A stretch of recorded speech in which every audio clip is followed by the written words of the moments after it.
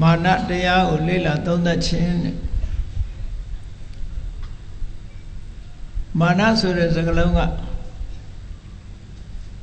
ပါဠိစကားလုံးဖြစ်ပါတယ်ပါဠိဟောရတာဖြစ်တယ်သို့တော်လည်းမြန်မာလူမျိုးတွေမြန်မာဟောရကဲ့သို့မာနဆိုတဲ့စကားလုံးကိုလည်းအသုံးပြုနေကြလို့မာနကြီးတယ်စသဖြင့်မြန်မာစကားထဲမှာပြောကြအဲ့ဒီမာနဆိုတဲ့သဘာဝတရားဟာ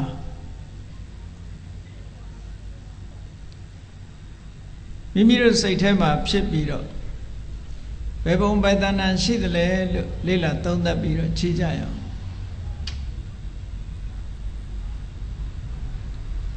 မာနဆိုတဲ့သဘာဝတရားတစ်ခုဟာနံပါတ်1မှတ်ဖို့ရကမာနတရားသည်ကုသိုလ်မဟုတ်ဘူးအကုသိုလ်ဆိုတာမှတ်ထားပါအကုသိုလ်လို့ဆိုတာဟာတာဝိဇ္ဇအပြစ်ရှိပြီးတော့ဒုက္ခဝိပါကမကောင်းတဲ့အကျိုးတွေကိုပေးနိုင်တယ်အကုသိုလ်မှန်သမျှရဲ့သွင်ပြင်လက္ခဏာဟာတာဝိဇ္ဇဒုက္ခဝိပါကလက္ခဏာတဲ့အပြစ်ရှိပြီးတော့ဆင်းရဲတဲ့အကျိုးကိုပေးတတ်တယ်ဒါအကုသိုလ်တရားမှန်သမျှရဲ့သွင်ပြင်လက္ခဏာတစ်ခုပဲမာနတရားဟာအကုသိုလ်ထဲမှာပါသည်ဖြစ်ဖြစ်တာဝိဇ္ဇအပြစ်ရှိတဲ့တရားဒုက္ခဝိပါကဆင်းရဲတဲ့အကျိုးကိုထုတ်လုပ်တတ်တယ်ဆိုတာအခြေခံအားဖြင့်မှတ်သားထားဖို့ပေါ့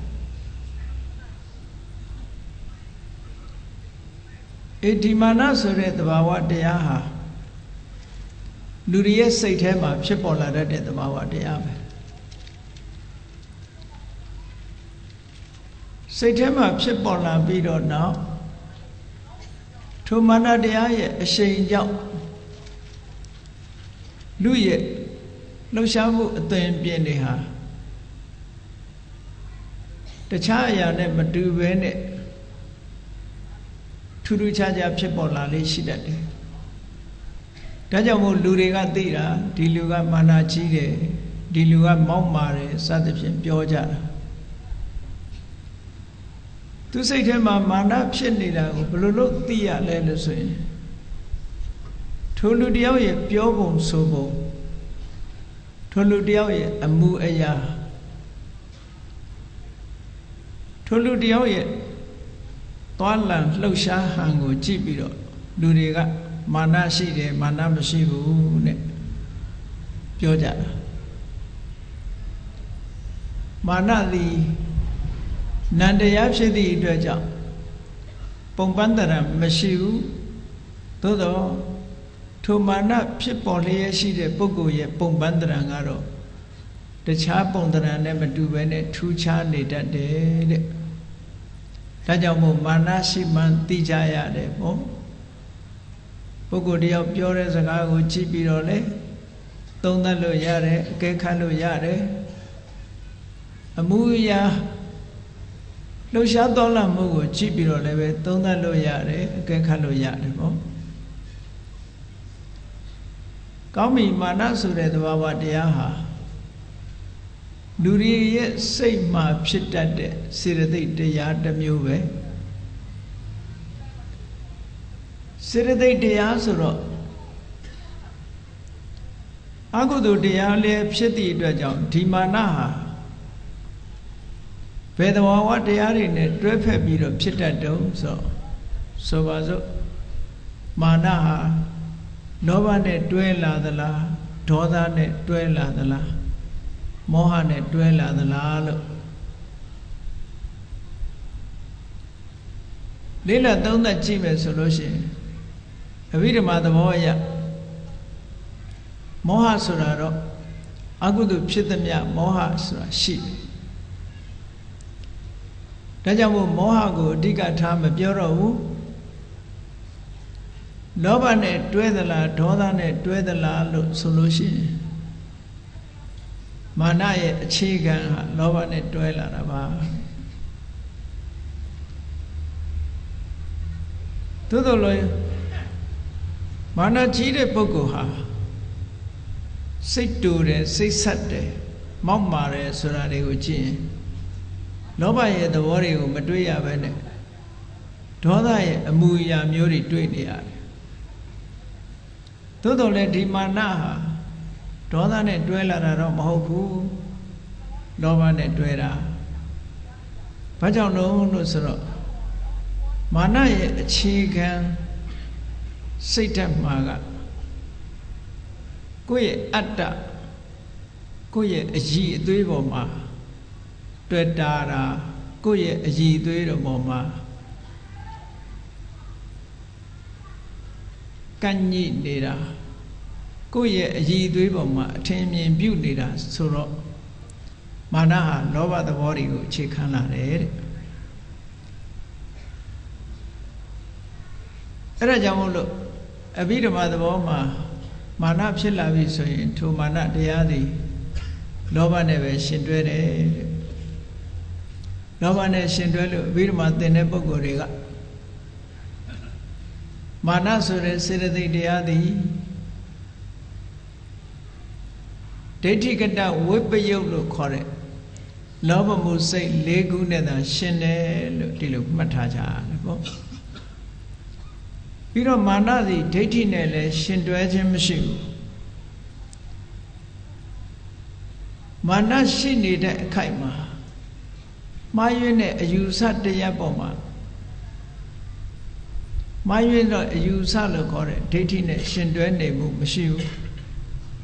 မာနနဲ့ဒိဋ္ဌိတို့သည်တစ်ခုဖြစ်နေတဲ့အချိန်မှာဉာဏ်တစ်ခုကဖြစ်လိမ့်မရှိဘူးတဲ့ခိုက်တန့်ကိုပြောတာလူတယောက်ရဲ့တဏ္ဍာမှာမာနလည်းဖြစ်နိုင်တယ်ဒိဋ္ဌိလည်းဖြစ်နိုင်တယ်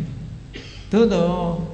ဒီမာနနဲ့ဒိဋ္ဌိသည်ဖြိုင်တူမဖြစ်ကြဘူးလို့ဒီလိုဆိုလို့တယ်ပေါ့စိတ်တစ်ခုတည်းမှာအတူတကွမဖြစ်ကြဘူးဘာလို့မဖြစ်သလဲဆိုတာကိုစာပေကျမ်းဂန်များမှာတော့ဥပမာလေးပေးထားတယ်စွမ်းရည်တတ္တိထက်တဲ့အားပြိုင်နေတဲ့ရှင်သေကြီးနှစ်ကောင်ဟာလိုင်ကူကြီးတစ်ခုထဲမှာအတူမနေသလိုပဲတဲ့မာနနဲ့ဒိဋ္ဌိဆိုတဲ့ဒီသဘာဝတရားနှစ်ခုမှားယွင်းတဲ့အမြင်ရဲ့ကိုယ်ထင်မြင်ယူဆမှုဆိုတဲ့အတွေးရဲ့ဒီမာနနဲ့ဒိဋ္ဌိဟာအားချင်းပြိုင်နေသည့်အတွက်ကြောင့်စိတ်တစ်ခုထဲမှာအတူတကွမဖြစ်ကြဘူးလို့ဒီလိုဥပမာပေးတယ်နောက်တစ်ခုစဉ်းစားကြည့်လို့ရတဲ့အခြေအနေတစ်ခုကပါလဲအကြောင်းတစ်ခုကပါလဲဆိုရင်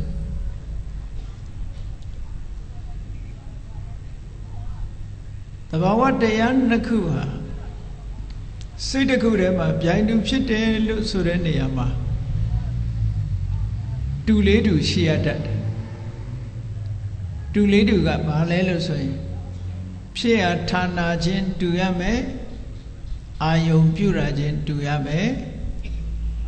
ဖြစ်တဲ့အချိန်ချင်းတူရမယ်ပြတ်သွားတဲ့အချိန်ချင်းတူရမယ်လို့တူလေးမျိုးနဲ့စုံစည်းတဲ့အခါမှာ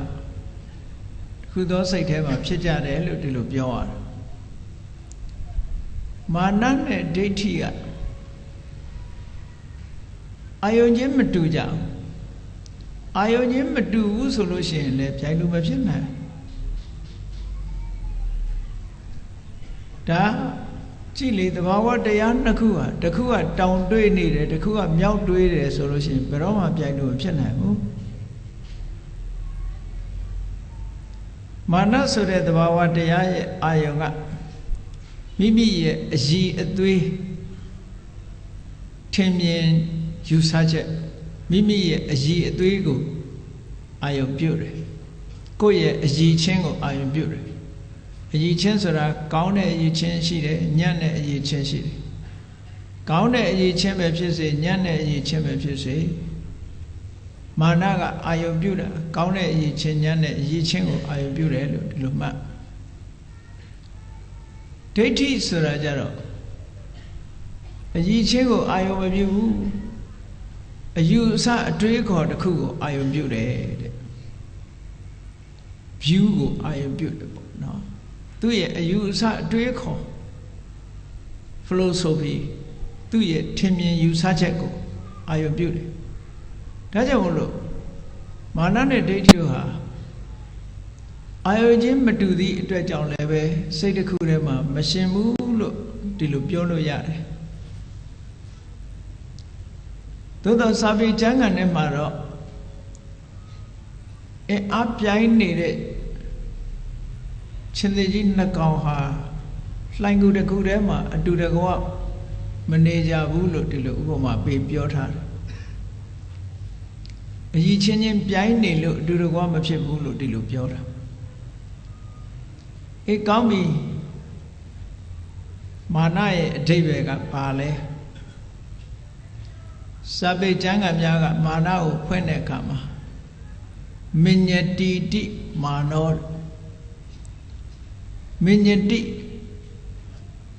မှတ်ထင်နေတတ်ဣတိတသမတို့ကြောင့်မာနောမာနမာနဆိုတာအထင်တစ်မျိုးပဲ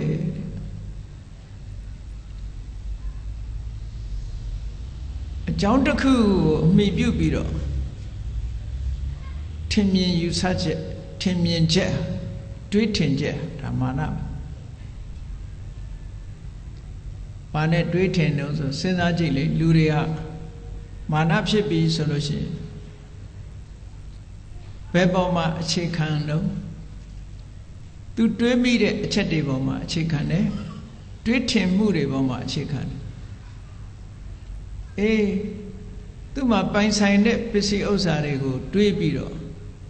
ငါချမ်းသာတယ်ငါမှာပတ်စံတွေအများကြီးရှိတယ်အဲ့ဒါလို့မိမိရဲ့ချမ်းသာမှုဥစ္စာဓနအပေါ်ဓနကိုတွေးပြီးတော့ငါမှာရှိတယ်ဆိုတဲ့အတွေးနဲ့ဓနမှန်ဥစ္စာမှန်ဆိုတာဖြစ်ပေါ်လာတာပစ္စည်းဥစ္စာကိုအကြောင်းပြုပြီးတော့မာနတက်တယ်လို့ဒါပြောတာနော်ပစ္စည်းဥစ္စာရှိတဲ့ပုဂ္ဂိုလ်ကမာနတက်တယ်မရှိတဲ့ပုဂ္ဂိုလ်ကတော့မာနတက်လာလို့ဆိုပစ္စည်းဥစ္စာနဲ့ပတ်သက်ပြီးတော့မာနတက်เสียမရှိဘူးအချို့ပုဂ္ဂိုလ်ကြတော့ဘာပေါ်မှာမာနတက်လို့ဆိုအမျိုးခုံပေါ်မှာခုံယူဝင်ကြွားပြီးတော့အမျိုးခုံနဲ့ပတ်သက်ပြီးအမျိုးနဲ့ပတ်သက်ပြီးတော့မာနတက်သေးတယ်ကိုတာတယ်မြစ်တယ်မြတ်တယ်လို့ဒီလိုထင်တယ်အမျိုးနဲ့ပတ်သက်ပြီးတော့လည်းပဲမာနတက်တတ်တယ်အလုတ်ကိုင်နဲ့ပတ်သက်ပြီးတော့လည်းပဲမာနတက်သေးတယ်ငါအလုတ်ကအထက်တန်းကြတယ်ငါအလုတ်ကကောင်းတယ်သူ့အလုတ်တဲ့ပိုဝင်ငွေကောင်းတယ်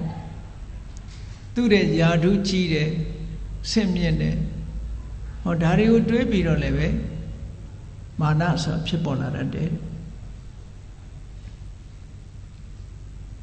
နောက်တစ်ခုက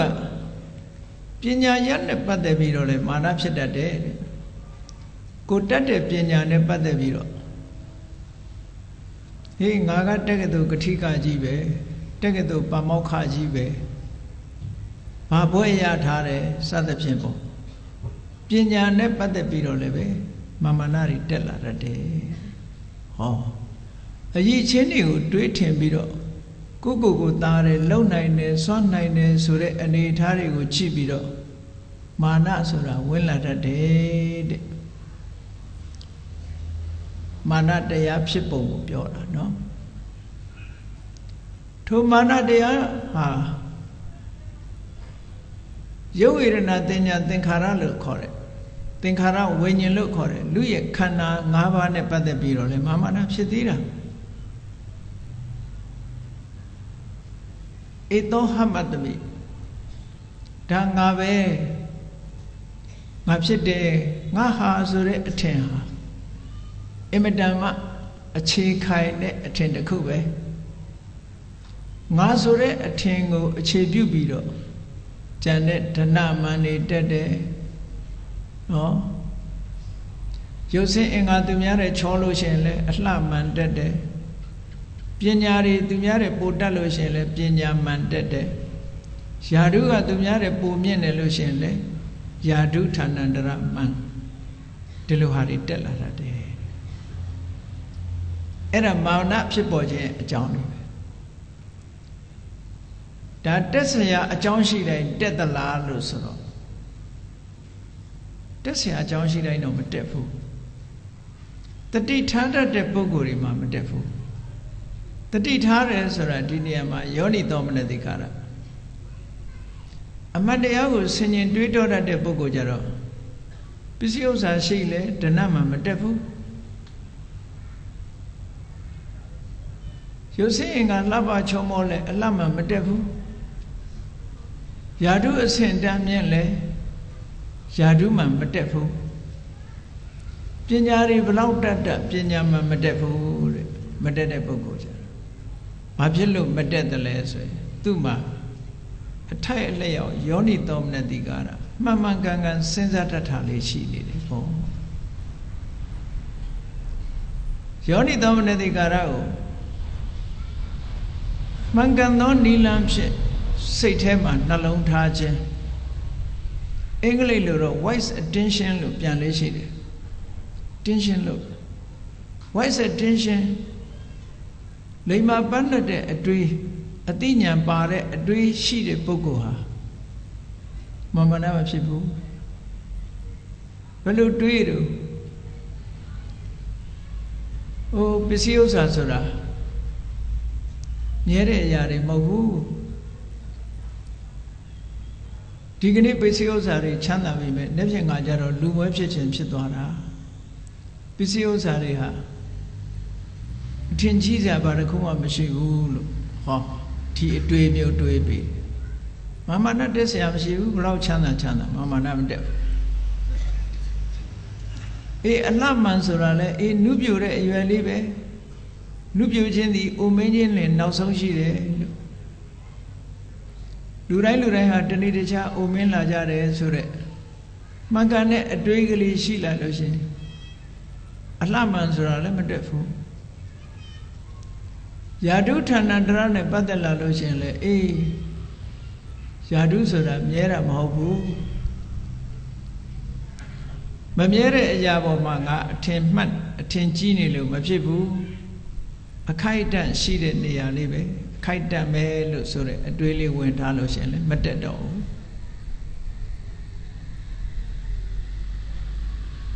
အမျိုးနဲ့ပတ်သက်ပြီးတော့ကုလမန်တက်လို့ရှိရင်လေမှန်မှန်ကန်ကန်စဉ်းစားလိုက်သူလဲလူပဲငါတို့လဲလူပဲလူချင်းပဲဘာမှထင်ကြီးစရာမဟုတ်ပါဘူးဆိုပြီးတော့အတွေးလေးနဲ့နေလို့ရှိရင်အမျိုးမှန်ဆိုတာလည်းမတက်ပါဘူးပညာမှန်ဆိုတဲ့နေရာမှာလည်းပဲငါစူးစမ်းလို့ငါသိတာသူလဲစူးစမ်းရင်တတ်မှာပဲပညာဆိုတာအလုံးဆိုင်တဲ့အရာသာဖြစ်တယ်လို့ဟောတယ်လို့မှန်မှန်ကန်ကန်စဉ်းစားလိုက်လို့ရှိရင်လေပညာမှန်ဆိုတာမတက်ပါဘူးကိုလိုမသိတဲ့ပုဂ္ဂိုလ်တွေသူတို့မသိရှာကြဘူးငါသိအောင်ပြောပေးမယ်မြင့်မြတ်တဲ့အတွေးနဲ့အဲ့ဒါလို့တွေးတောတတ်မှန်မှန်ကန်ကန်စဉ်းစားတတ်လာလို့ရှိရင်တော့အဆိုပါပြောတဲ့မာမနာတွေကတခုမှတက်လာမှာမဟုတ်ပါဘူးကောင်းပြီမာမနာဆိုတဲ့နေရာမှာယာထာဝမာနအယာထာဝမာနလို့စာပေကျမ်းကနေမှာနှစ်မျိုးခွဲပြီးတော့ပြောသေးတယ်ယာထာဝမာနဆိုတာသူထင်တဲ့အတိုင်းတကယ်မှန်ကန်တဲ့မာနမျိုးอ่ะဒါယာထာဝမာနလို့ခေါ်တယ်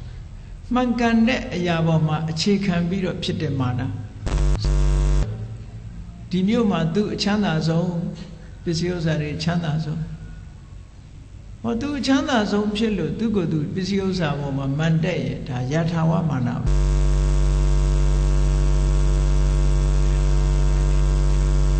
အဆုံးမဟုတ်ဘဲနဲ့တာမန်ရှိတဲ့ပုဂ္ဂိုလ်တယောက်ကနေပြီးတော့ငါချမ်းသာတယ်ဆိုပြီးတော့မာမနနဲ့အာရထောင်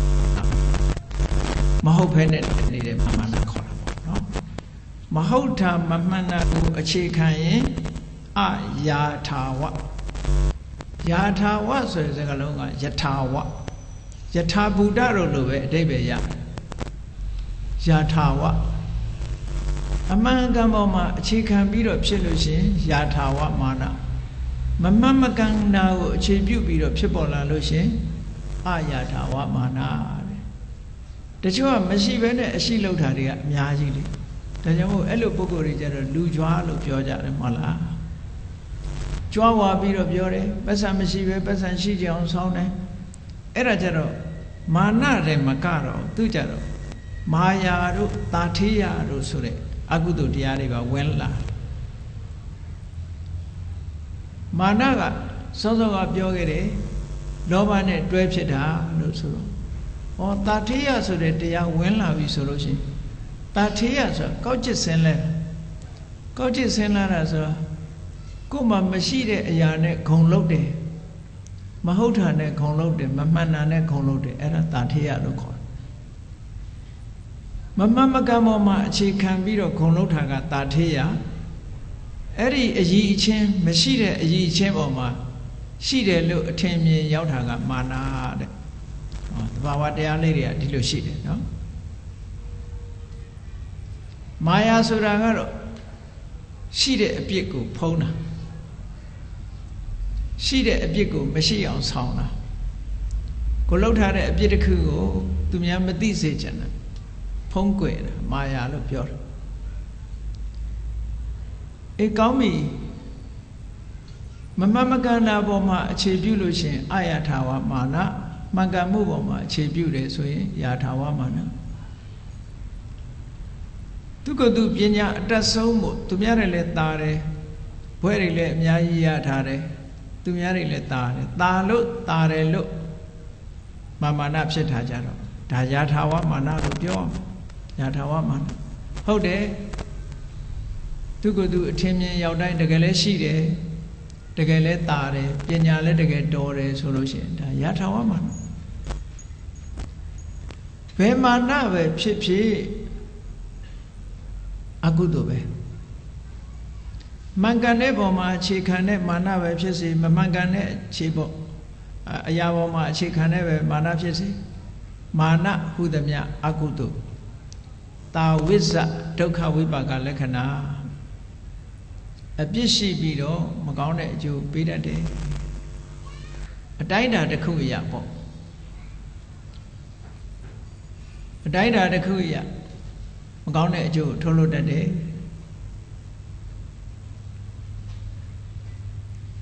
ဒီနေရာမှာယာထာဝမာနနဲ့ပတ်သက်ပြီးတော့ကြည့်ဘုရားမြတ်စွာလက်ထက်တော်ခါကာလတော့ရူပနန္ဒာဆိုတာရှိတယ်အမျိုးသမီးလေးအဲ့ဒီရူပနန္ဒာကတခြားသူမဟုတ်ဘူးမြတ်စွာဘုရားရဲ့အမေတူအဖေကွယ်အဖေတူအမေကွယ်နှစ်မဲ့တော်ပဲစနဗရကလျာဏီဆိုတာတော့ဘွဲလို့မှတ်ထားကြပါစနဗရကလျာဏီဆိုတာဒီနယ်မှာသူအချောဆုံးတော့ခုခေတ်အနေနဲ့ပြောမယ်ဆို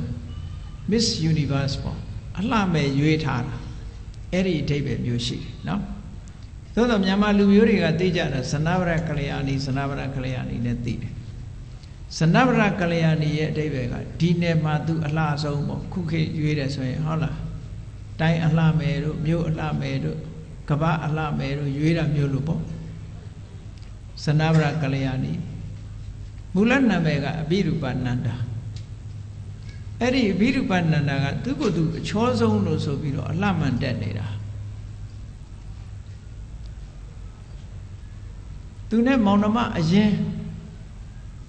နန္ဒမင်းသားမြတ်စွာဘုရားတဲ့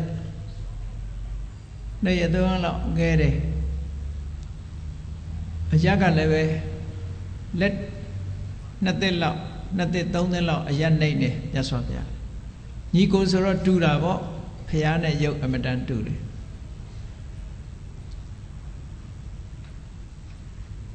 တာကိဝေမင်းကြီးထုံတန်းစင်လာရမောင်နှမအရင်ပေးစားလေးရှိတယ်နော်မောင်နှမအရင်ပေးစားတာအဲ့လိုပေးစားမဲ့အချိန်လေးမှာ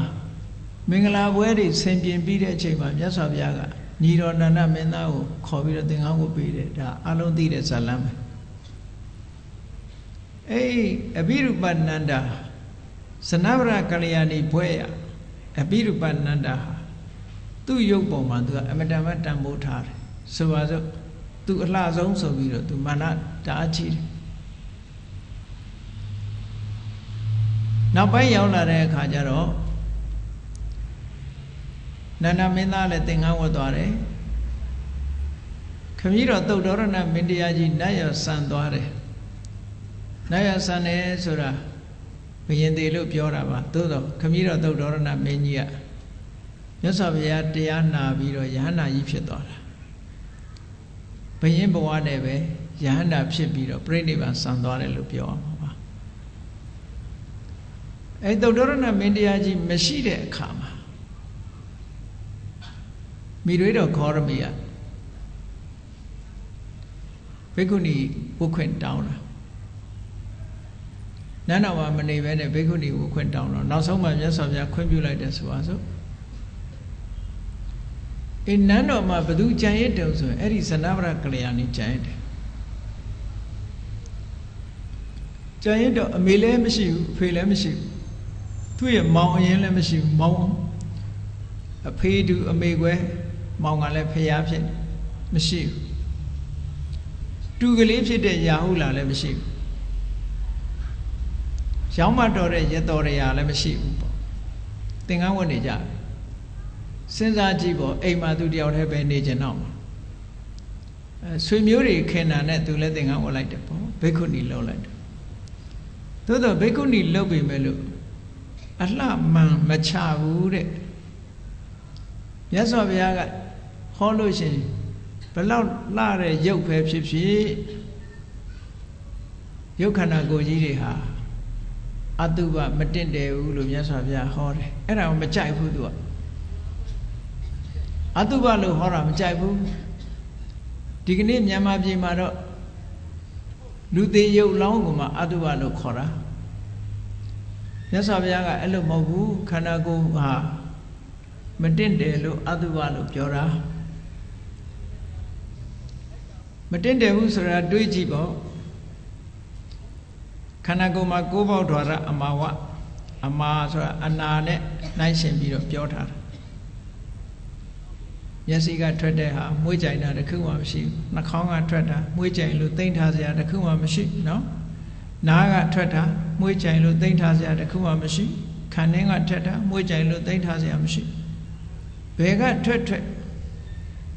ခန္ဓာကိုယ်အပြင်ဘက်ရောက်လာတာတွေဟာအကောင်းရှိရလားမရှိဘူးလူတွေကအမွှေးနှံ့တာတွေဆွတ်ဖြန်းပြီးတော့အပေါ်ယံလေးမွှေးအောင်လုပ်နေကြတာတဲ့ပဂတိကမွှေးတာဟုတ်ကလားမဟုတ်ဘူးတဲ့မယုံလို့ရှိရင်တပတ်လောက်တဏ္ဍခါလည်းမလိမ့်နဲ့ရေလည်းမချိုးနဲ့ဆပ်ပြန်မွှေးလည်းမသုံးနဲ့ပဂတိအရှိတယုတ်တွေကိုပြလာလိုက်မယ်နော်တလားလောက်ဆိုရင်တော့ကိုယ်နှာခေါင်းတောင်ကိုပေးရကောင်းပေးရလိမ့်မယ်အဲ့ဒါဟာအတုပမဟုတ်ရင်ဘာဖြစ်မလဲဟုတ်ကဲ့လားအဲ့ဒီသဘောကိုမြတ်စွာဘုရားဆင်ခြင်ခိုင်းတာအဲ့တော့ဟိုနမတော်လုံးတဲ့အဘိဓုပနန္ဒာကသူ့စိတ်ထဲမှာသူကသူ့ခန္ဓာကိုယ်သူအလှပြင်ပြီးတော့လှတယ်လို့ထင်နေတဲ့ပုဂ္ဂိုလ်တယောက်ကသူ့စောင်းပြောတယ်လို့မထင်ပေဘူးလားထင်တယ်အဲ့ဒါကြောင့်ဘုရားစီဘယ်တော့မှမသွားအဲ့ဒါကိုအလှမှန်ရစ်တယ်လို့ပြောတာနော်သူလိုပဲနောက်တဦးကဘယ်သူတုံးဆိုရင်ဗေမိသာရမင်းကြီးရဲ့မိဖုရားခေမာဆိုတာတာမန်ပုဂ္ဂိုလ်တွေမဟုတ်ဘူးနော်သူတို့ကပါရမီတံပါရအရင်မာကြီးတွေရှိခဲ့ကြအတိတ်ဘဝတုန်းကပါရမီဖြည့်ခဲ့တဲ့ပုဂ္ဂိုလ်တွေသို့တော်လည်းပဲဒီအကုသိုလ်တရားတွေရဲ့မာနတရားတွေရဲ့လှည့်စားမှုဟာအမှန်တမ်းကြောက်ဖို့ကောင်းတယ် ကြည်ခေမမိဖုရားဆိုတာသိလှတယ်ဘုရင်ကြီးကလည်းသူ့ကိုအမတန်မှဖေးပါပေးတယ်သူခန္ဓာကိုယ်သူတပြီးတော့မြတ်စွာဘုရားဟောတဲ့တရားတွေသတင်းကြားတယ်အတုပလို့ဟောတယ်မကြိုက်ဘူးမသွားဘူးဘာဖြစ်လို့တော့ तू ကတုပလို့ယူဆတာသူခန္ဓာကိုယ်လှတယ်မွေးတယ်ကြိုင်တယ်ဒါပဲအတုပလို့ဟောတာသူနဲ့မတည့်ဘူးဒါကိုမသွားဘူးကြောင်းဘယ်တော့မှခေါ်လို့မရဘူးဗေမိတာရမင်းကြီးဆိုတာမြတ်စွာဘုရားနဲ့ပထမဆုံးတွေ့ကြတဲ့ကိုကသောတာပန်ဖြစ်သွားတာဘုရားလောင်းတောထွက်လာတဲ့အချိန်မှာရာဇဂုပြည်တဲ့ဆွမ်းကံဝင်တယ်အုပ်အုပ်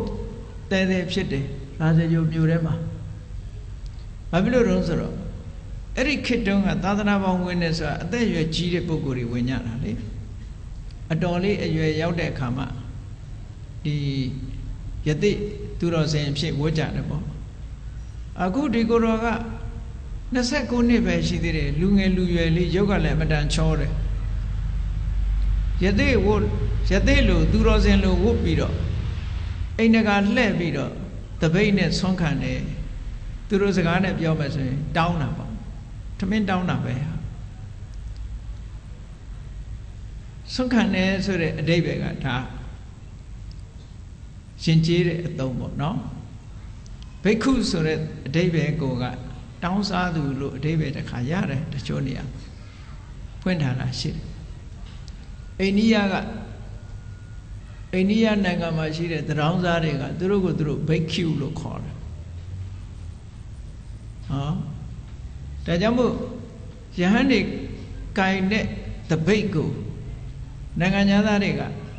ဗမာဗုဒ္ဓဘာသာမဟုတ်တဲ့နိုင်ငံသားတွေကပြန်တဲ့အခါကျတော့ဘက်ကင်းဘိုးလို့ပြန်ဘက်ကင်းဆိုတာဘက်ကဘက်ဆိုတာတောင်းတာဘက်ကင်းဘိုးတောင်းစားတဲ့ခွက်ကြီးလို့ပြောတာပဲတောင်းစားတဲ့ခွက်ကြီးအဲ့ဒါကိုနားထောင်မကောင်းလို့ဘုန်းကြီးတို့ကတော့ဟာဘက်ကင်းဘိုးမဟုတ်ဘူး arms and bow အလူခံတဲ့တပိတ်လို့ဒီလိုပဲပြောင်းပြောရတာနော်သို့တော့မှားလာသူတို့ပြန်တာမှားတော့မမှားဘူးဘက်ကင်းဘိုးပဲ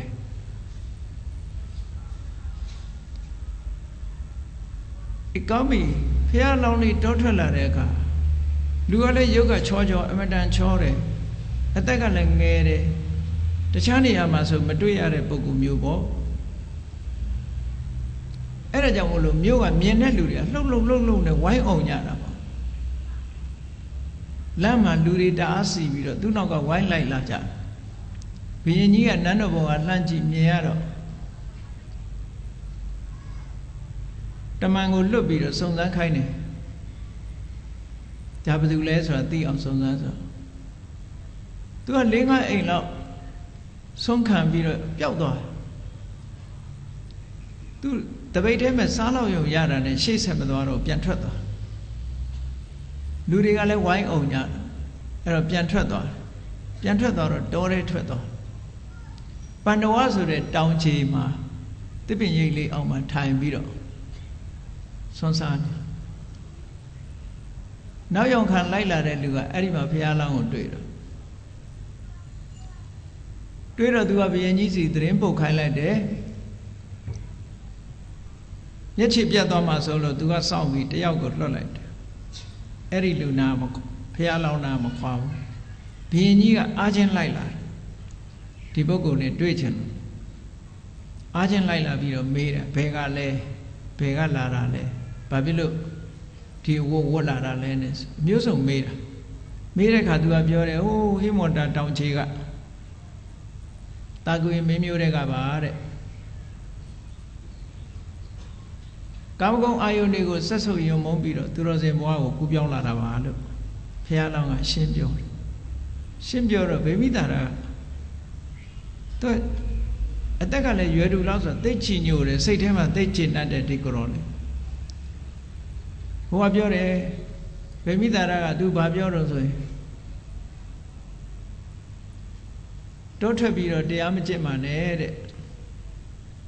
အဲ့ဒီကပိလဝတ်ဆိုတဲ့ဟိမန္တာတောင်ကြီးအမြို့မှာမပျော်ဘူးဆိုလို့ရှိရင်သူနဲ့အတူနေပါ တခါမှမမြင်ဘူးပဲမလို့အမတန်စိတ်ထဲမှာခင်မင်းနေခင်မင်းလို့သူနဲ့အတူနေပါတဲ့တူတူပူးတွဲပြီးတော့တိုင်းပြည်အုပ်ချုပ်ကြရအောင်လို့ဆိုဖိတ်ခေါ်တယ်အဲ့မှာဘုရားလောင်းတွေကသူဒီယာရုတွေကိုစိတ်ဝင်စားဘူးမတရားတရားကိုရှာမယ်လို့ဆိုပြီးတော့သူထွက်လာတဲ့အကြောင်းရှင်းပြပြီးတော့သူတရားပဲရှာမယ်ဆိုတာကိုဆုံးဖြတ်ချက်ချပြီးတော့သွားတယ်ဗေမိတာရမင်းကလည်းပဲအတင်းကြပ်မတားတော့ဘူးအဲ့ဒါဆိုလို့ရှိရင်တရားဓုတရားမြတ်တွေ့လို့ရှိရင်သူ့နိုင်ငံကိုပထမဆုံးကြွားခဲ့ဖို့ဂတိတောင်းလိုက်တယ်ဒီတော့ကြောင့်ဗေမိတာရမင်းကြီးရဲ့ဂတိအတိုင်းပဲဘုရားလောင်းကရာဇယုပြုအရင်ကြွသွားတာပဲကြွသွားတော့အဲ့ဒီမှာသောတာပန်ဖြစ်တယ်ကြွသွားတယ်ဆိုပေမဲ့ဣတိပတနာသောမှာတရားဟောပြီးမှကြွလာတာပေါ့အဲ့ဒီမှာဗေမိတာရမင်းကြီးကဘုရားချီညိုသလောက်သူ့ရဲ့မိဖုရားခေမာဆိုတာသူ့အလှမှန်တွေတက်ပြီးတော့ကျောင်းသွားဖို့ရလုံးဝညှင်းပယ်နေတယ်နောက်ဆုံးကြတော့ဘုရင်ကြီးကကျောင်းသွားအောင်ဥပ္ပတမီနဲ့လှုပ်ရတာ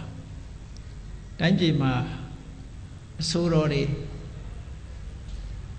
အနုပညာသမားတွေကိုခေါ်ပြီးတော့ဝေလူအောင်ဥယျာဉ်ကြီးနဲ့ပတ်သက်ပြီးသချင်းဆက်ခိုင်းတယ်သချင်းဆိုတယ်ချီးမွမ်းတယ်ဝေလူအောင်ဥယျာဉ်ကြီးကဘယ်လောက်လှရဲဆိုတာအဲ့လိုလှုပ်တဲ့မိဖုရားကြီးနန်းတော်မှာသချင်းဆိုတဲ့အခါကျတော့ဝေလူအောင်ဥယျာဉ်ကြီးရဲ့အလှပဖွဲ့ထားတော့မိဖုရားကြီးကနားထောင်ရင်းနဲ့သူကဝေလူအောင်ဥယျာဉ်သွားချင်စိတ်ပေါက်လာတာဟောဂီတရဲ့စွမ်းဆောင်မှုကအဲ့မှာလည်းပါတာပဲနော်လူရဲ့စိတ်ဓာတ်ကိုဆွတ်ဆောင်တယ်ကဲတူတို့ပြောကြပါစို့ခေမာမိဖုရားကြီးဟာမြတ်စွာဘုရားမရှိတော့ဘူးဆိုတဲ့အချိန်ကိုရွေးပြီးတော့ဝေလူဥယျာဉ်နဲ့သွားလိုက်တာဟိုကြတော့ဘုရားနဲ့တန်းတိုးနေဟောဘုရားနဲ့တန်းတိုးလို့တန်းတိုးရုံနဲ့မကဘူးမြတ်စွာဘုရားကသူ့ရဲ့မာနကိုခွာချဖို့ဆိုတဲ့အနေနဲ့သူ့ရဲ့ချောတဲ့လှတဲ့အမျိုးသမီးတယောက်ဖန်ဆင်းထားပြီးတော့ဘုရားရဲ့အနီးမှာဘုရားကိုရက်ခတ်ပေးနေတဲ့တရံပေါ့ဘုရားနာမှာဒူးလေးတုပ်ပြီးတော့ဘုရားကိုအယုသေးရက်ခတ်ပေးနေတယ်အဲ့ဒီအမျိုးသမီးကသူ့အရွယ်သို့တော့သူနဲ့ဘယ်လို့မှနှိုင်းရှင်လို့မရတော့အောင်ချောတယ်လှတယ်ဟိုကကြည့်နော်ကိုယ့်ရဲ့ချောတာမြင်လိုက်တဲ့အခါမှာသူကကိုယ့်ကိုပြန်ကြည့်မိတယ်စိတ်ပြက်သွားတယ်ကိုယ်ပြန်ကြည့်လိုက်တဲ့အခါစိတ်ပြက်သွားလောက်အောင်ဟိုကချောတာအဲ့ဒါဘာလုပ်လိုက်တာတော့ဆိုရင်သူ့ရဲ့တဏ္ဍာမှာအလှပပေါ်မှာမောက်မာပြီးတော့တွေ့တာနေတဲ့မာမနာတို့တွေ့တာနေတဲ့တဏှာတို့အဲ့ဒါတွေကိုမြတ်စွာဘုရားကချွတ်လိုက်တာပဲတရားမဟောသေးဘူးအဲ့ဒါကိုဘာဥပမာပေးတော့ဆိုရင်အသီးကိုအသီးနဲ့ပြန်ပစ်ချတယ်ဆူးဆူးလို့ရှိရင်ဆူးနဲ့ပဲပြန်ထွင်တယ်ဆိုတဲ့ဥပမာပေးတာအကုသိုလ်ကိုအကုသိုလ်နဲ့ပဲပြန်ဖယ်ထုတ်လိုက်တယ်ပေါ့ဒါမျိုးကတရားဟောလို့မရဘူးအဲ့တော့လေမိသားစုနဲ့နေကြတဲ့မိခင်ဖခင်တွေဒီနီးစနစ်ကလေးဟာဒီ technology ကတော်တော်ကောင်းတဲ့ technology ပဲသားသမီးတွေနဲ့ပတ်သက်ပြီးသားသမီးတွေကတစုံတစ်ခုကိုဆွဲလန်းနေပြီဆိုလို့ရှိရင်အဲ့ဒီဆွဲလန်းမှုကလည်းကိုယ်သဘောမကျတဲ့ဆွဲလန်းမှုဆိုလို့ရှိရင်ဒီနည်းကိုအသုံးပြုတဲ့နဲ့ပေါ့အဲ့လိုမဟုတ်ဘဲနဲ့ပိတ်လို့ရှိရင်တော့ပေါက်ထွက်သွားမှသိကြတယ်မြတ်စွာဘုရားမပိတ်ဘူးဖွင့်ပေးလိုက်တာနော်သူ့ရဲ့တာရာကိုပြလိုက်သည့်အတွက်ကြောင့်သူ့ရဲ့မာနခွာချသွားတယ်ကွာချသွားတခါလဲချသွားဘာလို့ငါတဲ့တာတဲ့လူရှိတယ်ဆိုသိသွားသူကသူပဲစိတ်ပြက်သွားတယ်ဇနဗရကလျာဏီအဘိရူပနန္ဒာကိုလည်းဒီပုံစံနဲ့ပဲချွတ်တာပဲမြတ်စွာနန္ဒမင်းသားဇနဗရကလျာဏီပေါ်မှာဆွဲလန်းနေတဲ့အဆွဲလန်းကိုလည်းဒီပုံစံမျိုးနဲ့ပဲချွတ်တာနတ်သမီးပြတယ်ဆိုတာအကြောင်းရှိတယ်ဇနဗရကလျာဏီပေါ်မှာဆွဲလန်းနေလို့အဘိရူပနန္ဒာနမတော်ပေါ်မှာဆွဲလန်းနေလို့သူ့ရဲ့လှတာပြလိုက်တဲ့အခါကျတော့အလိုလိုပြောက်သွားတယ်ဟိုက လူရဲ့စိတ်ဆိုတာတာတဲ့ပုံမှာပြောင်းသွားလေရှိတယ်ပေါ့တဏှာဆိုတာကိုကတတ္တရာဘိနန္တိနေကြာရအာယုံကလေးတွေပေါ်မှာအစ်ကလေးတွေပေါ်မှာသူကတွေ့တာမှုကဖြစ်ပေါ်လာတတ်တယ်အဲ့ဒီသဘောတရားအရာမြတ်စွာဘုရားစိတ်ကိုကူးပြောင်းပေးလိုက်တာအဲ့ဒီလိုကူးပြောင်းပေးလိုက်တဲ့တဏှာကိုမှဥပါဒံကပြုတ်ထွက်သွားတယ်ပေါ့ဆွဲလန်းနေတဲ့ဥပါဒံဆိုတာဘယ်လိုဟာခေါ်တာတော့လို့ဆိုရင်မွေကြီးတစ်ကောင်ကဖားကိုမြိုထားတဲ့အခါမှာထိုဖားဟာလွတ်လို့မရတယ်လို့ပဲမိချောင်းကသားကောင်ကိုကြိုက်ထားလို့ရှင်ရုံထွက်လို့မရတယ်လို့ပဲဥပါဒံရဲ့သဘောကစိတ်ကိုဆွဲဆောင်ထားသည့်အတွက်ကြောင့်အာယုံကနေရုံထွက်နိုင်စွမ်းမရှိဒါကိုပြောတာဥပါဒံ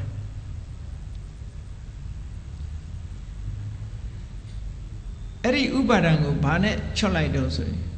တဏှာနဲ့ဆွဲချွတ်လိုက်တာပဲဥပါဒံကိုတဏှာနဲ့ဖြုတ်လိုက်တယ်တဏှာကိုကြမှာတရားနဲ့ဖြုတ်တယ်ပေါ့ဒီလိုဆိုလို့ဒါဘာနဲ့ဥပမာတူတော့ဆိုမြန်မာပြည်မှာအာယုဗေဒဆေးနည်းတွေမှာတချို့ရှေ့ကြားနေတဲ့ယောဂငုတ် chronic disease ခေါ်တဲ့အမတန်မှရှည်ကြားနေပြီဖြစ်တဲ့ယောဂဟောင်းဆေးနဲ့အဲ့ဒီယောဂကိုဖွပေးတယ်ဖွပေးလိုက်ပြီးတော့မှနောက်ဆေးတိုက်တာပထမဆေးကယောဂကိုကြွစေတယ်နောက်ဆေးကအဲ့ဒီယောဂကိုပျောက်စေတယ်ဒီစနစ်ကိုသုံးရတယ်ပေါ့တချို့အာယုဗေဒဆရာတွေကနော်အခုလည်းပဲတူတူပဲဥပါဒံကိုတဏှာနဲ့ဖြုတ်လိုက်တာဖြုတ်ပြီးတော့မှတဏှာကိုမှတရားနဲ့ချစ်ချွတ်မှာအဲ့ဒီမှာပြောလို့ခြင်းကခေမာဆိုတဲ့မိဖုရားဟာလေသူ့ရဲ့အလှမှန်းလို့ဆိုတဲ့မာမာနတက်နေသည့်အတွက်ကြောင့်ဖျားဘူးမသွားဘူးဖျားနဲ့မတွေ့ဘူးတင်းရှောင်နေတယ်သို့တော်သူကပါရမီရင့်နေတဲ့ပုဂ္ဂိုလ်ချွတ်လိုက်တာနဲ့တပြိုင်နက်ဖျားတရားတော်နာပြီးချက်ချင်းဘိက္ခုနီမလှုပ်သွားတယ်သူ့ရဲ့အမြင်တွေအကုန်လုံးမှန်သွားတယ်သူအလှဆုံးဆိုတဲ့မာမာနလည်းကျသွားတယ်စောစောပိုင်းကမာနခံနေတဲ့အကြောင်းကိုပြောပြတာနော်မာနခံနေရင်တရားတို့မရဘူးထို့တူပဲမာနဆိုတာရမယံခံကြတော့လွန်သိမ်မွေးတယ်မာနရှိမှန်းတောင်မသိရဘူးတာကွေမင်းနဲ့ကနေပြီးတော့ရဟန်းဝတ်လာတဲ့ရှင်အနုရုဒ္ဓဆိုတာကြည့်ရှင်အနုရုဒ္ဓဟာသာသနာပေါင်းဝင်ရောက်လာပြီးတော့တမထကျင့်စဉ်တစ်ခုကိုကျင့်လိုက်တာဇံအပင်ညင်တွေရလို့သူ့ရဲ့ဘယ်မှာထူးချွန်တော့ဆိုဒိဗ္ဗစက္ခုလို့ခေါ်တယ် divine eye အပင်ညင်မှာသူကအမတန်မှထူးချွန်တယ်တထိုင်နဲ့စัจ java လာတစ်ထောင်ကိုအကုန်မြင်လို့ရတယ်ကြည့်လို့ရတယ်စัจ java လာတစ်ထောင်ကိုကြည့်တယ်ဆိုတာစัจ java လာတစ်ထောင်ထဲမှာရှိတဲ့တတ္တဝါတွေကိုတပြိုင်နက်ကြည့်နိုင်တယ်ပေါ့သေးနေတာတွေမြင်ရတယ်မွေးနေတာတွေမြင်ရတယ်လှုပ်ရှားနေတာတွေမြင်ရတယ်အကုန်လုံးစัจ java လာတစ်ထောင်တယ်လီဗီရှင်းထဲမှာကြည့်နေရတယ်လို့သူအကုန်ကြည့်နိုင်ဟောတရားဓမ္မအထုတ်တဲ့အခါကျတော့သူကဘယ်လိုတွေးတုံဆိုရင်သူ့ကိုယ်သူမှသူကငါစัจ java လာတစ်ထောင်ကိုကြည့်နိုင်တယ်တရားထုတ်ရင်တခဏလေးပဲဘာမှမခက်ဘူးငါဖို့တမာရီဆွမ်းအားတွေငါမှကောင်းတယ်ကိလေသာအသောကုန်ပြီးယန္နာဖြစ်ဖို့ငါမှဘာမှခက်เสียမရှိဘူးငါစัจ java လာတစ်ထောင်ကိုတစ်ထိုင်နဲ့ကြည့်နိုင်တဲ့လူဖြစ်တယ်လို့ဆိုတဲ့ဒီမာနအတွေးလေးရရှိတယ်တရားထုတ်တယ်မရဘူးမရတော့မှရှင်သာရိပုတ္တရာကိုသွားမေးတယ်တပည့်တော်စัจ java လာတစ်ထောင်ကြည့်နိုင်တဲ့ပုဂ္ဂိုလ်လည်းဖြစ်တယ်တရားလည်းအားထုတ်ပါတယ်ဘာဖြစ်လို့ယန္နာမဖြစ်တယ်လဲအဲ့ဒီမှာရှင်သာရိပုတ္တရာထောက်ပြတာငါရှင်အနုရုဒ္ဓတဲ့ငါစัจ java လာတစ်ထောင်ကိုဒိဗ္ဗစက္ခုနဲ့ကြည့်နိုင်တယ်ဆိုတာအဲ့ဒါမာနဖြစ်နေတာအဲ့ဒီမာနလေးကိုဖယ်လိုက်ပါတဲ့အဲ့ဒီမာနလေးကိုဖယ်လိုက်ပါမဖယ်လို့ရှိရင်ကိုရောယန္နာဖြစ်မှာမဟုတ်ကြည့်နော်သူစัจ java လာတစ်ထောင်ကိုကြည့်နိုင်လို့ကြည့်နိုင်တယ်ဆိုတဲ့အတွေးဝင်တာအဲ့ဒါကိုပဲမာနလို့ပြောတယ်နော် အဲ့တော့ဒီကနေ့ခေတ်တရားထုတ်နေတဲ့ယောဂီတွေရိတ်သာသွားတဲ့အခါကျတော့ဟေးဒီကနေ့တရားမှတ်လို့ကောင်းလိုက်တာတမာရီတွေတက်လိုက်တာဆိုတဲ့အတွေးတွေကိုတွေးလို့ရှိရင်ရောမာနလို့မပြောနိုင်ဘူးလား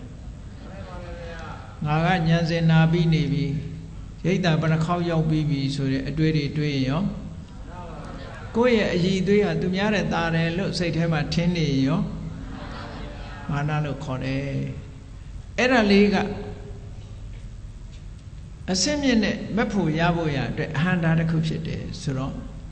ဖြစ်နိုင်ပါမလားလို့တချို့တွေးကောင်းတွေးလိုက်ဖြစ်နိုင်တယ်ဥပမာလေးတစ်ခုကြည့်ရအောင်မြူမုံလေးတစ်ခုကိုလက်ဝါးထဲမှာထည့်ပွတ်မယ်ဆိုလို့ရှိရင်အဲ့ဒီလက်ဝါးကျိန်းသလားမကျိန်းဘူးလားမြူမုံအသေးလေးလေမြူမုံအသေးလေးကိုလက်ဖွားထဲမှာထည့်လိုက်ပဲဆိုရင်လက်ဖွားကသိပါမလား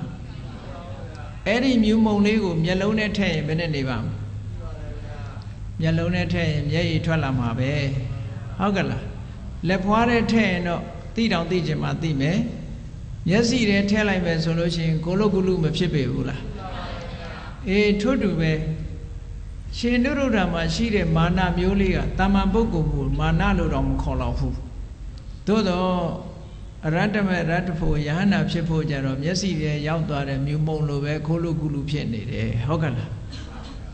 အမတန်မှသိမ်မွေးတဲ့တရားကိုရဖို့ကြတော့သိမ်မွေးတဲ့မာနအတောင်မှအဟံတာပြုနိုင်တယ်ဆိုတာကိုတတိထားဖို့ပေါ့အဲ့ဒါကြောင့်မို့လို့မာနဆိုတာတာဝိဇ္ဇအပြစ်ရှိပြီးတော့ဒုက္ခဝိပါကဆင်းရဲတဲ့အကျိုးပေးတယ်လို့ဒီလိုဆိုလိုတာနော်အေးကောင်းပြီမာနဆိုတာယာထာဝမာနပဲဖြစ်ဖြစ်အာယာထာဝမာနပဲဖြစ်ဖြစ်မကောင်းဘူးလို့ဒီလိုမှတ်ရမယ်ပေါ့ကဲဒီနေရာမှာမာနဆိုတာ၉မျိုးရှိတယ်တတိထားကြည့်အောင်၉မျိုးဆိုတာကတော့ဖြစ်နိုင်တာတွေကိုပြောပြတာအည်အသွေးနဲ့ပတ်သက်ပြီးတော့လူကို၃မျိုးခွဲလိုက်မှတ်ဖို့ရလွယ်ပါတယ်လူကို၃မျိုးခွဲလိုက်တယ်သေယဆိုတဲ့အဆင့်မြင့်တဲ့ပုဂ္ဂိုလ်ကတစ်ယောက်တတိတဆိုတဲ့ကိုယ်နဲ့ရည်တူတဲ့ပုဂ္ဂိုလ်ကတစ်ယောက်ဟိနဆိုတော့ကိုယ်ရဲ့အောက်တန်းကြတဲ့ပုဂ္ဂိုလ်ကတစ်ယောက်ကမ္ဘာလောကမှာရှိတဲ့လူတွေကိုလူတန်းစားခွဲကြည့်လိုက်တယ်ကိုယ်နဲ့တာတဲ့လူရှိတယ်ကိုယ်နဲ့တူတဲ့လူရှိတယ်ကိုယ်အောက်ညံ့တဲ့လူရှိတယ်မရှိဘူးလားအော်လူ၃ယောက်ရသွားပြီနော်အဲ့ဒီလူ၃ယောက်မှလည်းပဲအတွေး၃မျိုးစီရှိတယ်တဲ့အတွေး၃မျိုးဆိုတာအရေးချင်းကိုကြည့်ပြီးတော့အေး तू ကငါတဲ့တာတယ် तू ကတော့ငါနဲ့ငါအရေးချင်းနဲ့တူတယ် तू ကတော့ငါတဲ့အောက်တန်းငါတဲ့နှိမ့်ကြတယ်ဒီလိုမတွေးဘူးလား၃မျိုးတွေးတယ်အဲ့တော့အဆင့်မြင့်တဲ့လူကလည်းပဲဒီလို၃မျိုးတွေးတယ်ဓာန်တုပုဂ္ဂိုလ်ကလည်းပဲ၃မျိုးတွေးတယ်ကိုယ်ရဲ့နှိမ့်ကြတဲ့ပုဂ္ဂိုလ်ကလည်း၃မျိုးတွေးတယ်ဆိုတော့၃လီဘယ်လောက်ဖြစ်သွားအေးမာန၉မျိုးဆိုတာအဲ့ဒါပြောတာပါမာန၉မျိုးရှိတယ်တဲ့မာနဆိုတာတာတယ်လို့တွက်မှမာနမဟုတ်ဘူးငါသူ့ရဲ့ညံ့တယ်လို့အည်ချင်းနဲ့ပတ်သက်ပြီးထင်ရင်လည်းမာနလို့ခေါ်တယ်အဲ့ဒီမာနကိုရှေ့ကစလုံးလေးတစ်လုံးထည့်ပြီးတော့ဩမာနတဲ့အောက်ချပြီးတော့တွေးတဲ့မာနလို့ဒီလိုပြောတာနော်အဲစာလို့ပြောမယ်ဆိုလို့ရှိရင်သေယပုဂ္ဂိုလ်မှာသေယမံငါကတာတယ်လို့တွေးတယ်တရိတမံတူတူပဲလို့တွေးတယ်ဟိနမံငါကညံ့တယ်လို့တွေးတယ်ဟော၃ခုသေယမံတရိတမံဟိနမံတရိတပုဂ္ဂိုလ်မှာလည်းပဲသေယမံတရိတမံဟိနမံ၃မျိုးဟိနပုဂ္ဂိုလ်မှာလည်းပဲသေယမံတရိတမံဟိနမံလို့၃မျိုးတဲ့သေယတရိတဟိနသေယဆိုတာကိုယ်ရဲ့တာတယ်တရိတဆိုတာကိုယ်နဲ့တူတယ်ဟိနဆိုတာကိုယ်ရဲ့ညံ့တယ်အဲ့ဒီ၃မျိုးကိုနောက်ထပ်၃မျိုးနဲ့မြောက်လိုက်တော့၃၃လေး9ဖြစ်တာအဲ့ဒါကိုမာန9မျိုးလို့ခေါ်တာအဲ့ဒီမာန9မျိုးလုံးဟာအမှန်တိုင်းတွေးတာပဲဖြစ်ဖြစ်မမှန်တာအခြေခံပြီးတွေးတာပဲဖြစ်ဖြစ်မာနမှန်သမျှအကုသိုလ်ပဲဒီလိုဆိုရတာနော်မာနမှန်သမျှအကုသိုလ်မာနကြောင့်ဒုက္ခရောက်တဲ့ပုဂ္ဂိုလ်တွေအများကြီးရှိတယ်ခုနပြောရတဲ့ဥပမာလေးတွေလိုပဲအလုံးကြားဦးကြလိမ့်မယ်သစ္စကဆိုတဲ့ပြပိုက်ကြီးဟာ သူပညာမှန်တက်တာသူကဘယ်လောက်ထိအောင်ပညာမှန်တက်လဲဆိုရင်သူကမင်းသားတွေကိုပညာသင်ပေးနေရတယ်အယူဝါဒရေးရခုခေတ်လိုပြောမယ်ဆို philosophy ပေါ့ philosophy နဲ့ပတ်သက်လို့ရှိရင်သူကအမေစီကဝါဒ900အဖေစီကဝါဒ900အမေက900ပဲတတ်တယ်အဖေက900ပဲတတ်တယ်သူကအမေစီကလည်းရလိုက်တယ်အဖေစီကလည်းရလိုက်တယ်ဆိုတော့ဘယ်လောက်ဖြစ်သွား1000ဖြစ်တယ်သူကသားနေအရေးချင်းသားသွားရုံနဲ့မကဘူးဝေသာလီပြည်အလွန်တိုးတက်တဲ့အရှိန်အဟုန်နဲ့တိုးတက်နေတဲ့ဝေသာလီနိုင်ငံကမင်းကြီးမင်းသားလူငယ်လူရွယ်တွေအားလုံးဟာသူတပည့်တွေကြီးပဲသူကဆရာကြီးမာနတက်ဆရာကြီးပေါ့နော်မာနတက်တယ်မာနတက်သည့်အတွက်ကြောင့်ဘယ်ဘာသာရေးခေါင်းဆောင်မှသူနဲ့ရှင်မပြောရဲဘူးလို့အယူဆရှိတယ်ဒါကြောင့်မို့မြတ်စွာဘုရားနဲ့လာရှင်ပြောတာလေနောက်ဆုံးကြတော့သူရှုံးသွားတယ်ပြိုင်ပြီးပြောတဲ့နေရာမှာသူရှုံးသွားတယ်အဲ့ဒါဟာမာနကြောင့်ဒီလိုဖြစ်သွားတာပေါ့အဲ့ဒါလို့မာနကိုအကြောင်းပြုပြီးတော့ကောင်းကျိုးချမ်းသာမရဘဲနဲ့ဒုက္ခရောက်နေတဲ့ပုဂ္ဂိုလ်တွေပေါ့ထိုမာနကိုပယ်ချလိုက်တဲ့အခါကျတော့မှထိုပုဂ္ဂိုလ်ဟာလမ်းမှန်ပေါ်ရောက်သွားတာဒါကြောင့်မို့မြန်မာလူမျိုးတွေကကြည့်ဖူးမြော်မှန်လျော့ကြော့ပါအိစာရှ िख ိုးတယ်ဥချတယ်ဆိုတာဘောင်းတောင်းလုပ်တယ်ဆိုတာမှန်ကိုလျော့လိုက်တာနော်မာနမချနိုင်တဲ့ပုဂ္ဂိုလ်ကဘောင်းတောင်းမလုံးနိုင်ဘူးဘောင်းတောင်းမပြောနဲ့ခါတောင်မကုန်းနိုင်ဘူးဟုတ်လားခါကိုကော့ဇက်ကိုဥကိုမော့ပြီးတော့အဲ့လိုနေတာဒါမို့မာနရှိတဲ့ပုဂ္ဂိုလ်ကမာနကြီးလာပြီဆိုရင်ဘာဖြစ်လဲဆိုရင်ထွန်းတုံးကိုမျိုးထားတဲ့စပယ်ကြီးပွေလို့ပဲကိုွေးလို့မရတော့မာနခန်းနေပြီဆိုလို့ရှိရင်လူဟာဂုံညင်ညွတ်ချင်းဆိုတာမလုပ်နိုင်တော့ဘူးဘယ်သူကမှ respect မပေးနိုင်တော့ဘူးတဲ့ဒါကြီးမားလာတဲ့မာနဖြစ်လာလို့ရှိရင်အဲ့လိုဘုရားလောင်းနေမှာလည်းပဲအမှန်တရားကိုမသိသေးတဲ့အချိန်မှာဆိုရင်မာနတွေရှိတတ်တယ်မာနဆိုတာဝင်လာတတ်တယ်အဲ့ဒါလို့ဝင်လာပြီဆိုလို့ရှိရင်ဘယ်သူကမှ respect အယုဒိလေးစားမှုမပြုနိုင်ဘူးမပြုသည့်အတွက်ကြောင့်ကောင်းကျိုးချမ်းသာတွေကလွဲသွားတာတွေအများကြီးပဲဘုရားလောင်ဇလန်းတစ်ခုမှဆိုလို့ရှိရင်950တဲ့မှာပိစိကဗုဒ္ဓနဲ့တွေ့မယ်လို့အထင်မကြီးဘူးပိစိကဗုဒ္ဓကအထင်မကြီးတော့သူ့တရားဟောပြီးတဲ့အခါမှာကောင်းကင်ကိုသူ့ဘော်ကနေသူ့ခေါင်းပေါ်ကနေဖြတ်ပြီးတော့ကောင်းကင်ပြန်ကြွသွားတယ်အဲ့ဒါလို့ကောင်းကင်ပြန်ကြွသွားတဲ့အခါကျတော့မှသူကမှားလိုက်တာပိစိကဗုဒ္ဓကသူ့ကိုပြောသွားတယ်ဟောသူအဲ့ဒီတုန်းကဘုရားလောင်းကယသိပေါ့အင်မတန်မာနကြီးတဲ့ယသိမာနကြီးတဲ့ယသိဖြစ်ပိစိကဗုဒ္ဓကပြောတယ်ယသိမင်းဟာဘုရားလောင်းဘုရားဖြစ်မှာအဲ့လိုပြောပိစိကဗုဒ္ဓကိုလုံးဝသူဘောင်းတောင်းမလုပ်ဘူးနောက်ပိစိကဗုဒ္ဓကသူ့ကိုတရားပါဟောပြီးတော့ကောင်းကင်ကနေပြန်ကြွသွားလိုက်တဲ့အခါမှာသူနောင်တရတယ်ဩပိစိကဗုဒ္ဓတဲတကူကြီးပါလားပေါ့တကူကြီးပါလားငါဘယ်တော့ဖျားဖြစ်မှာလို့လဲငါမမေးလိုက်ရဘူးဘယ်ကြွသွားမှလည်းမသိဘူးအဲ့ကြမှာနောင်တဖြစ်တာအဲ့ဒါလဲမာနပဲအဲ့တော့မာနနဲ့ပတ်သက်တာတွေတော်တော်များပါအဲ့ဒါလို့မာနတွေဟာကောင်းကျိုးချမ်းသာကိုမပေးတတ်ဘူးတဲ့သို့တော့မှတ်သားစရာလေးတစ်ခုကမာနမှာသေဝိတ္တပမာနထားတဲ့မာနနဲ့အသေဝိတ္တပမာနမထားတဲ့မာနလို့နှမျိုးခွဲမှတ်တဲ့တယ်အကုသိုလ်ဆိုပေမဲ့လို့ရှိတဲ့မာနကလေးအရှိသေးတယ်တဲ့နော်အကုသိုလ်လို့ဆိုပေမဲ့ရှိတဲ့မာနဒါအကုသိုလ်ကိုချီးမွမ်းတာမဟုတ်ဘူးနော်အကုသိုလ်ကိုချီးမွမ်းတာမဟုတ်ဘူးမာနဆိုတာဒါကြောင့်မို့အစကပြောခဲ့တယ်အကုသိုလ်လို့မှတ်ပါမာနဆိုတာအကုသိုလ်ပါသို့တော့သေဝိတ္တပမာနထားတဲ့မာနလေးရှိတယ်အသေဝိတ္တပမာနမထားတဲ့မာနထားတဲ့မာနဆိုတာဘယ်လိုဟာလဲကိုယ့်ရဲ့တာတဲ့ပုဂ္ဂိုလ်တယောက် ပုဂ္ဂိုလ်တယောက်စီးပွားရေးမှာပဲဖြစ်စေပညာရေးမှာပဲဖြစ်စေကိုယ့်ရဲ့တာလို့ရှိရင်မာနသဘောလေးဘယ်လိုထားရမလဲဩသူလည်းလူပဲငါလည်းလူပဲသူစ조사လို့ဒီအဆင့်ရောက်သွားတာငါလည်းစ조사ရင်ရောက်မှာပဲငါလည်းရောက်ကိုရောက်ရမယ်မထားသင့်ဘူးလားအဲ့ဒီမာနမျိုးဘာဖြစ်လို့ထားသင့်တုံးဆိုတော့အထက်ကိုတွတ်တက်မှုကိုဥတည်တဲ့မာနမျိုးဖြစ်လို့ထားသင့်တယ်လို့ပြောတာနော်အကုသိုလ်တော့အကုသိုလ်ပဲဒီအကုသိုလ်ကအထက်ကိုတက်လန်းစေတဲ့အရာဖြစ်သောကြောင့်ထားသင့်တယ်လို့ဒီလိုပြောတာကြည့်လေဘုဒ္ဓဝင်ဖတ်ဖူးတဲ့လူတိုင်းကောရမမြတ်စွာဘုရားရဲ့အလောင်းဟာဘယ်ဘုရားနဲ့အရင်ဆုံးတွေ့ဒီပင်ကရာမြတ်စွာဘုရားနဲ့အရင်ဆုံးတွေ့ဟုတ်ကဲ့ဒီပင်ကရာမြတ်စွာဘုရားနဲ့တွေ့တဲ့အချိန်မှာသူကသူ့မိတာယတိဇန်နေဘိညာဉ်တွေရနေတဲ့တကုရှင်ယတိဖြစ်တယ်တကုရှင်လို့ဆိုကြတဲ့အသိဉာဏ်လည်းပဲရှိတယ်ဒီပင်ကရာမြတ်စွာဘုရားနဲ့တွေ့တဲ့အခါမှာဒီပင်ကရာမြတ်စွာဘုရားရဲ့တပည့်ခံလိုက်မယ်ဒီပင်ကရာမြတ်စွာဘုရားတရားနာပြီးတော့တပည့်ခံလိုက်မယ်ဆိုရင်ယဟန္တာဘဝနဲ့ကျွတ်တန်းဝင်သွားနိုင်တယ်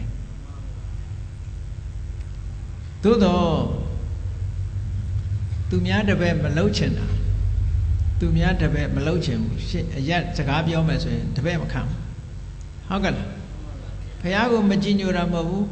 ငါလည်းသူလိုဘုရားဖြစ်ရမယ်ဟောမာမနာအဲ့ဒီမာမနာသာမရှိလို့ရှိရင်ဂေါတမဘုရားဖြစ်ပါမလားမဖြစ်ဘူးနော်ဘုရားလောင်းကအဲ့ဒီချိန်တုန်းကပြောခဲ့တဲ့စကားလေးတစ်ခုကိုကြည့်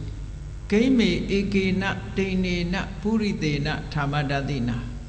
သဗ္ဗညုတံပါပုနေတဝတန္တရိတံတတေဝကံငါလိုစွမ်းရည်တတိရှိပြီးတော့စွမ်းတတိပြေဝတဲ့ယောက်ျားကောင်းတစ်ယောက်ဟာတစ်ယောက်တည်းကိုလူယုံသွားလို့အကျိုးမရှိဘူးဟောဒီပင်ကရာဘုရားလို့သဗ္ဗညုတဉာဏ်ရောကြီးကိုရပြီးတတ္တဝါတွေကိုကဲတင်မယ်ဟောကြည့်ငါလိုတတ္တိရှိတဲ့လူတစ်ယောက်ဟာကိုလူယုံလို့မတော်ဘူးဆိုတာဓမ္မနာပဲဟုတ်ကဲ့လားသူကိုယ်သူရဲ့အရေးချင်းကိုငါလိုစွန့်ရည်တတ္တိရှိတဲ့ပုဂ္ဂိုလ်လို့ပြောတာဟာဒါသူမာနပဲအဲ့ဒီမာနကဘုရားအဖြစ်ကိုဥတည်သွားစေတယ်တဲ့ဒါကြောင့်မို့သေဝိတ္တဗမာနလို့ခေါ်တယ်တရားတို့တရားမြတ်နဲ့ပတ်သက်လာလို့ရှင်လေကြည့်လောကမှာယဟန္တာလို့ဆိုတဲ့ပုဂ္ဂိုလ်တွေဘုန်းကြီးတို့ဒီကနေ့ခေတ်မှာလူတွေကဘယ်မှာယဟန္တာဆိုသွားဖူးတယ်ဘယ်မှာယဟန္တာဆိုရင်သို့သောစိတ်ထဲမှာသူလိုယဟန္တာဖြစ်အောင်ဆိုတဲ့မာမနာအမတန်မရှိကြဘူးအမတန်နဲတယ်ဘာရကျင်တော့ယဟန္တာကိုးကွယ်လိုက်လို့ရှိရင်တော့ကောင်းရတုဂတိရောက်မှာပဲသို့မဟုတ်ယဟန္တာကိုးကွယ်ရရင်စီးပွားတိုးတက်မှာပဲဆိုတဲ့ပုံစံမျိုးလောက်ပဲရှိတယ်နဲ့တူးတယ်ဟုတ်ကဲ့လားယဟန္တာဆိုလို့ရှိရင်သွားဖူးချင်ကြတယ်အလူအရက်ပဲဒီထဲမှာဓာတ်တော်တွေဘာတွေကြာပြီးတော့ဓာတ်တော်သွားပြီးတော့ယူတဲ့လူကလည်းရှိသေးတာပဲเนาะသို့တော့ဒီယဟန္တာလို့ဆိုတဲ့ပုဂ္ဂိုလ်ကဘာကြောင့်ယဟန္တာဖြစ်ငါတော့သူလို့မဖြစ်နိုင်ဘူးလားဆိုတဲ့ငါလည်းသူလို့ဖြစ်အောင်လုပ်မယ်ဆိုတဲ့အတွေးမျိုးမတွေးသင့်ဘူးလားတွေးသင့်တယ်များသောအားဖြင့်လူဆိုတာအချောင်ကြိုက်တယ်လေချောင်ကြိုက်တယ်လူတယောက်တယောက်အောင်မြင်လို့ရှိရင်နောက်ကနေလိုက်ပြီးတော့ဟုတ်လားတပည့်ခံကျင်တာပဲများကြတယ်ပေါ့အဲ့ဒါမာနအမတန်နဲ့ရှိရမယ့်မာနမရှိဘူးလို့ပြောတာเนาะအဲ့ဒါလို့ရှိရမယ့်မာနမျိုးမရှိဘူးဆိုလို့ရှိရင်ဒီပုဂ္ဂိုလ်ကကြီးပွားတိုးတက်မှုဖြစ်ပါမလားကြီးပွားနိုင်ဘူးမကြီးပွားနိုင်ဘူးဘုရားလောင်းတွေကမာနရှိလို့ဘုရားဖြစ်တာအဓိကမာနရှိလို့သို့တော့စာပေကျမ်းဂန်မှာတော့မာနကြောင့်ဘုရားဖြစ်တယ်လို့ဘယ်သူမှမပြောဘူးเนาะပြောရင်လည်းထူးဆန်းနေလိမ့်မယ်သို့တော့ကိမေဧကေနတိနေနဆိုတဲ့စကားဟာမာနစကားပဲမှာတော့စာပေကျမ်းကမှာတော့ကရုဏာကိုအခြေခံတယ်လို့ဒီလိုပဲပြောတယ်ဖျားဖြစ်တာကရုဏာအခြေခံတယ်လို့ပြောတာသို့တော့ဇာတ်ကြောင်းကိုကြည့်မယ်ဆိုလို့ရှိရင်ဒီပထမကမာနပဲဖျားဖြစ်ချင်တာပထမမာနပဲပြီးတော့မှကရုဏာမပါဘူးလို့ပြောတာမဟုတ်ဘူးပါခြင်းပါမယ်ဟုတ်ကဲ့လားတတ္တဝါတွေဒုက္ခရောက်နေတာကိုသူကြည့်တဲ့အခါသနာရစိတ်ပေါ်ခြင်းပေါ်မယ်ပေါ့သို့တော့သူ့ရဲ့စွမ်းရည်တတ္တိကိုကြည့်ပြီး သူများတပည့်မခံဘူးငါလည်းဖျားဖြစ်အောင်လုပ်မယ်ဆိုတဲ့စိတ်ဓာတ်ဟာတော့မာနပဲပေါ့အဲ့ဒီမာနသည်တိုးတက်ကြီးပွားမှုကိုဥလှည့်ထားတာဖြစ်သောကြောင့်သေဝိတ္တပမာနလို့ခေါ်တယ်အဲ့ဒီသေဝိတ္တပမာနမျိုးမှလူတွေမှာမထားဘူးဆိုရင်ဒီလူဟာကြီးပွားတိုးတက်တဲ့ပုဂ္ဂိုလ်ဖြစ်နိုင်ဘူးစီးပွားရေးပဲဖြစ်ဖြစ်လူမှုရေးပဲဖြစ်ဖြစ်ပညာရေးပဲဖြစ်ဖြစ်ဘယ်အရေးပဲဖြစ်ဖြစ်ဒီလိုကြီးပွားတိုးတက်မှုကိုဥလှည့်ထားတဲ့မာနမျိုးကိုရှိရမယ်တဲ့ဒါကသေဝိတ္တပမာနအသေဝိတ္တပမာနမရှိတဲ့မာနဆိုတာဘာလဲသူများအပေါ်မှာမောက်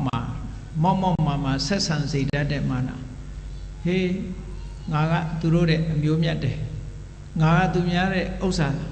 တားတယ်ဘယ်သူမှဂရုမစိုက်ဘူး I don't care ဆိုတဲ့မာနမျိုးကတော့မကောင်းတဲ့မာနပေါ့ဟုတ်ကဲ့လောကလူတွေကအဲ့ဒီမာနကြတော့ထားရကြတယ်လေအဲ့ဒီမာနထားတာကြတော့တရောင်းစားကစထားတယ်နော်ကြည့်တရောင်းစားကလည်းကြည့်တရောင်းစားကိုခေါ်ပြီးတော့အလုပ်ပေးကြည့်ရင်ဘယ်တော့မှမလုပ်ဘူးကျုပ်ကတရောင်းစားပြတယ်ခမရအလုပ်မလုပ်နိုင်ဘူးလို့ပြောတာနော်တရောင်းစားမာနကလည်းမလုပ်ဘူးအလုပ်သူပိုက်ဆံပေးပြီးအလုပ်ခိုင်းကြည့်မလုပ်ဘူးသူကတောင်းစားရတာပူရနေတာနဲ့တူတယ်နော်အဲ့တော့တရောင်းစားမာနကလည်းရှိသေးတယ်အောက်တန်းကြတဲ့လူကလည်းအောက်တန်းကြတဲ့မာနနဲ့နေတယ်လေကျွတ်တို့ကတော့မသိပါဘူးဗျာအဆင်မမီပါဘူးဗျာတဲ့ဒါလည်းမာနပဲအောက်တန်းကြတဲ့မာနလို့ခေါ်တယ်ဘုန်းကြီးတို့အမေရိကသွားပြီးတော့အဘိဓမ္မာသင်တန်းဖွင့်တော့တခါအဘိဓမ္မာသင်တန်းဖွင့်မယ်လို့ကြော်ညာလိုက်တဲ့အခါမှာလူလေး15ယောက်လောက်ပဲလာတက်တယ်မတက်တဲ့လူတွေများတယ်ပေါ့နောက်တော့ Congress Library သွားတော့အဲ့ဗမာမျိုးသမီးတယောက်နဲ့တွေ့တော့အဲ့ဒီကမှရက်လျှောက်တယ်တပည့်တော်ကြော်ညာရတယ်ဗျာတဲ့အဘိဓမ္မာဆိုတော့တပည့်တော်တို့နားလည်မှာမဟုတ်ဘူးလို့ထင်လို့မတက်တာတဲ့ကဲနားလည်မှာမဟုတ်ဘူးလို့ထင်တာရောမာနပဲမဟုတ်လားဒီနားလည်မှာမဟုတ်ဘူးဆိုတဲ့မာနကိုအကြောင်းပြုပြီးတော့နားမလည်တော့ဘူးပြီးရောဟုတ်ကဲ့လားနားလည်မှာမဟုတ်ဘူးဆိုတာကိုယ့်ရဲ့အည်ချင်းကိုအောက်တန်းချပြီးတော့တွေးလိုက်တာလေ